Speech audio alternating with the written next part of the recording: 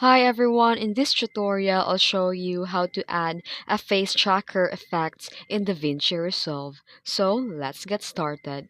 First, go to Fusion and press the Ctrl plus space to open the Select Tool menu. Then here, search for the planar tracker and then add the effect. Then in the inspector, click the Set, then click the Expand Tracker, then select the Hybrid point.